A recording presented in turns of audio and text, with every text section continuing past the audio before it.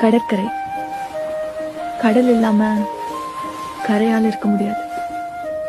கரையை தேடி கடலால வராமையும் இருக்க முடியாது.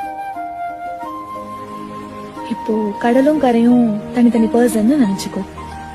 2 பேருக்குள்ள ஒரு சண்டை வருது, அவங்க பிரிஞ்சு போயிடுறாங்க.